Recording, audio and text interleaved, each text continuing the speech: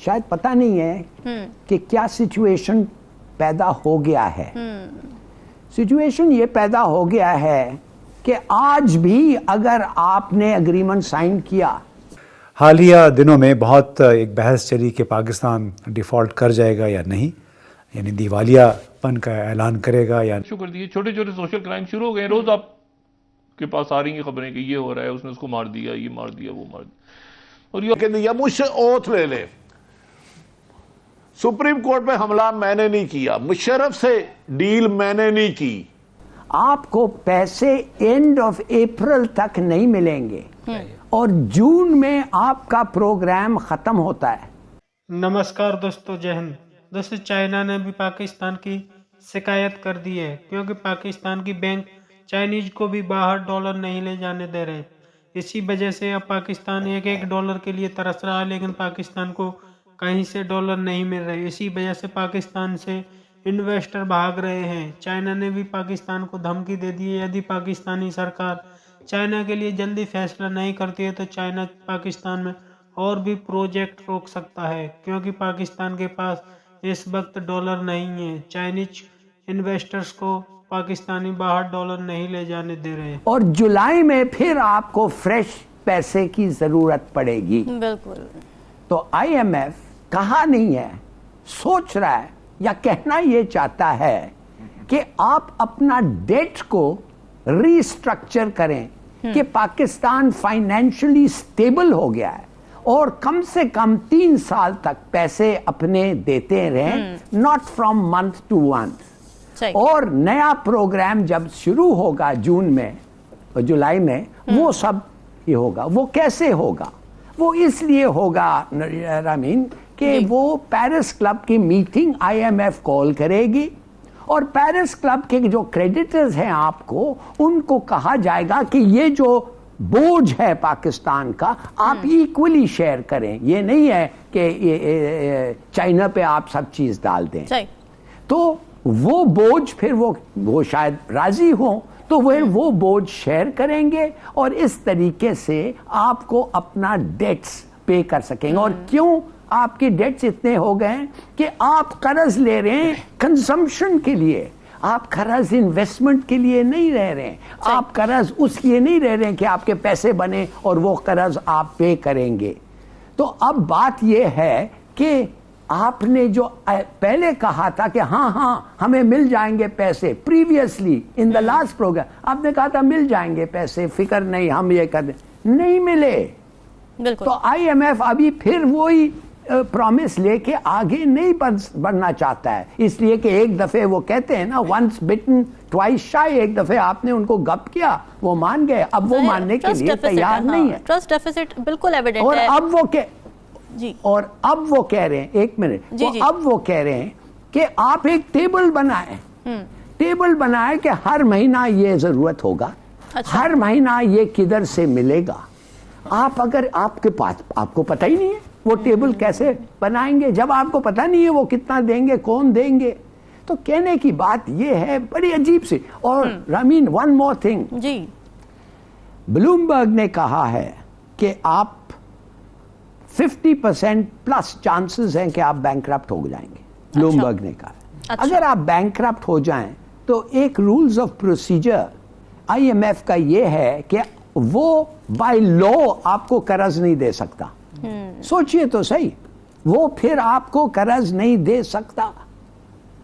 तो वो भी जानना चाहता है, वो भी नहीं, अवॉइड करना चाहता है। दूसरी बात, 10 महीने से जो फॉरेनर इस मुल्क में आके पैसे इन्वेस्ट किया है, 10 महीने से वो पैसे वापस आप उसका प्रॉफिट नहीं ले जाने दे रहे हैं। स्टेट बैंक कह रहे हैं no, you can not take your profit. अच्छा। वो कह रहे हैं ये क्या हो रहा है। चाइना ने कंप्लेन किया है। अब बात ये है कि डॉलर वैल्यू भी कम हो गया। वो चीख रहे हैं, वो कहते हैं डॉलर वैसे ही कम हो गया, हमारा इन्वेस्टमेंट कम हो गया बिकॉज ऑफ डिवैल्यूएशन। बिल्कुल। अब वो आप समझते हैं वो इन्वेस्टर वापस आएंगे? कभी नहीं आएंगे। तो कहने की बात है you are in a terrible fix, और वो फिक्स से निकलने के लिए आई डोंट सी कि किस तरीके से आप निकलेंगे except new programme, new negotiations, और फिर आप जाके और प्रोविंसेस से कहें फेडरेशन को ज्यादा पैसे दें कि वो उनको दे सकते हैं। और हाँ, ये भी आपके पास होगा, याद रखें, कुछ लोग हैं वो कहेंगे नॉट इनफ, प्राइवेटाइजेशन को और करो। कुछ लोग कहेंगे एग्जेम्पशंस मत दो एग्रीकल्चर को और चीजों को, शॉपकीपर्स को मिसाल के तौर पे जो इस वक्त मिल रहा है। और कुछ कहेंगे डिफेंस काटो, डिफेंस काटो। So you see, you face a huge problem. बिल्कुल ऐसी। अच्छा, हाँ, मैं बहादुर हूं, मैं दलेर हूं, मैं शेर हूं, लेकिन बुजदिल हूं। जब मुझे गिरफ्तार किया गया, मैं बीमार पड़ गया, मैं अस्पताल दाखिल हो गया, फिर नैब के कैमरे बंद हुए, मुझे कोई मिलने नहीं आया। कहा कि ठीक है, एक्सटेंशन मैं दिलाऊंगा, पर्चे तुम खत्म करोगे। मैंने नहीं किया इनमें से कोई बात। मुस्लिम गुजरांवाला से मुस्लिम शावर मियाँ सबको पसंद नहीं था, वो लाए गए। यार, अदारों के ये लाड़ ले, ये आइन और कानून की बात करे, बुत हमें कहें काफर, अल्लाह की रजा, काबे किस मुंह से जाओगे? नहीं, या कर्ज़ों को रीस्केजुअल करने की दरख्वास्त करेगा IMF से, या जो बायलैटरल डोनर्स, मल्टीलैटरल डोनर्स होते हैं, पेरिस क्लब जैसे हैं। और इसके साथ साथ हुकूमती वज़रा बशमूल इसहाक डार, वज़ीर ख़ज़ाना, ये कहते रहे कि नहीं, ऐसी कोई सूरत हाल नहीं है और पाकिस्तान इस सूरत हाल से निकल जाएगा।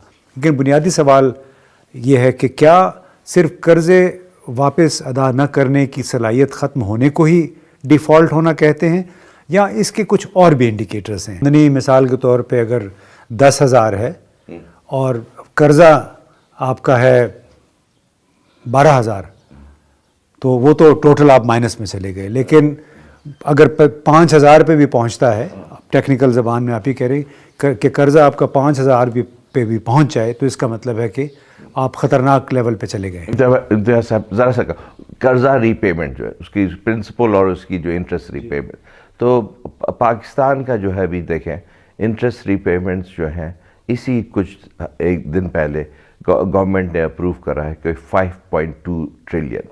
5.2 ट्रिलियन रुपीस पाकिस्तान की इस साल की रेवेन्यू जो होगी, टैक्स रेवेन्यू, वो कोई 8.5-9 ट्रिलियन ज़्यादा से ज़्यादा होगी। तो आप समझिए कि ऑलरेडी हम लोग कोई 60% पहुँच गए हैं, 60% in terms of debt interest repayments to tax revenue.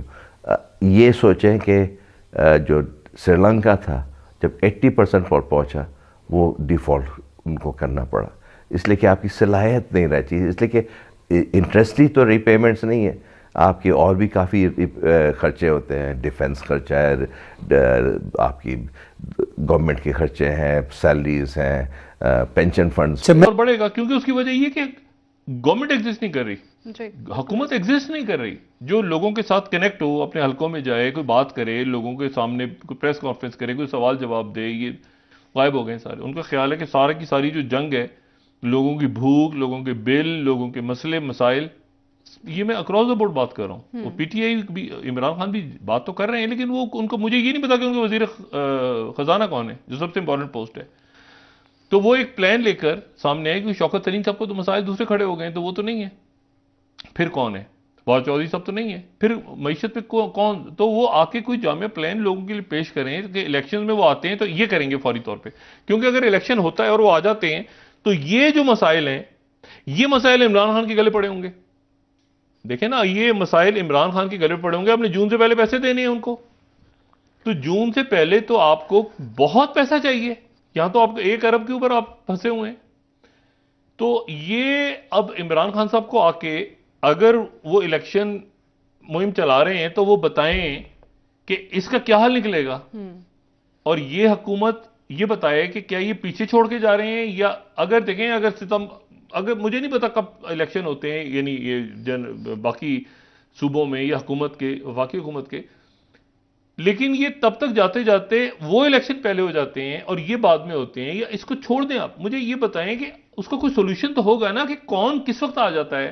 तो सबका ये है कि हम जान छुड़ा के भाग जाएं, और ऐसे नहीं होने जा रहा। तो दोस्तों, पाकिस्तान इस वक्त एक डॉलर के लिए तरस रहा है, लेकिन पाकिस्तान को कोई भी पैसा देने को तैयार नहीं है। IMF ने भी पाकिस्तान से मुंह मोड़ लिया है। IMF लगातार पाकिस्तान को डू मोर की बात कह रहा है, लेकिन पाकिस्तान मान भी रहा है, उसके बावजूद भी IMF पैसे नहीं दे रहा। साथ ही चाइनीज ने भी पाकिस्तान को धमकी दे डाली है कि यदि पाकिस्तान चाइना के पैसे रिलीज नहीं करेगा तो पाकिस्तान में चाइना और भी प्रोजेक्ट रोक देगा।